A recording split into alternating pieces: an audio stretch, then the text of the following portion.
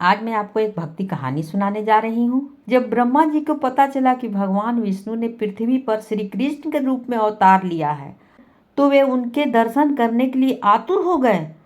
वो ब्रह्मलोक से सीधा पृथ्वी पर आ गए।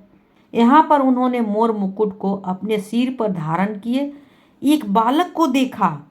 यह बालक गायों और ग्वालों के साथ मिट्टी में खेल रहा था।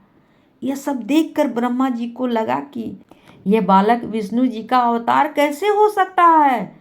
लेकिन बच्चे के चेहरे पर जो तेज था, वह देखकर ब्रह्मा जी ने कृष्ण की परीक्षा लेने के विचार किया। ब्रह्मा जी ने सबसे पहले गायों को वहां से उठा लिया, फिर उन्होंने ग्वालों को भी वहां से उठा लिया। जब श्री कृष्ण गायों को देखने के लिए गए, ब्रह्मा जी गायों और ग्वालों के अपने साथ ब्रह्मलोक ले गए।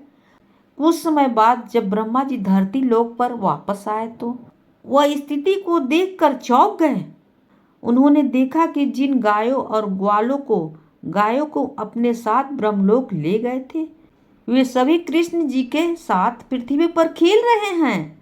फिर उन्होंने ध्यान लगाया और ब्रह्मलोक की स्थिति जानने की कोशिश की। उन्होंने देखा कि जिन गायों को वो अपने साथ ब्रह्मलोक ले गए थे, वो सभी तो वही हैं। इसके बाद उन्हें श्री कृष्ण की लीला समझ में आ गई। उन्होंने हाथ जोड़कर कृष्ण जी से क्षमा मांगी। उन्होंने प्रार्थना की कि वो उन्हें अब असली रूप में दर्शन दे। ब्रह्मा जी की प्रार्थना पर श्री कृष्ण ने उन्हें अपना असली रूप दिखाया। उनके इस रूप को दर्शन करने के लिए वहां कई ब्रह्मा आ गए।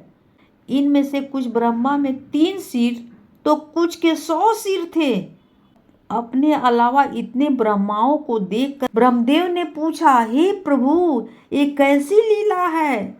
इस पर श्री कृष्ण ने कहा, हे ब्रह्मदेव, इस जगत में केवल आप ही एक ब्रह्मा नहीं हैं। जगत में कई सारे ब्रह्मांड हैं, जहाँ पर कई ब्रह्मा देव मौजूद हैं। इन सभी का अपना अपना कार्य है।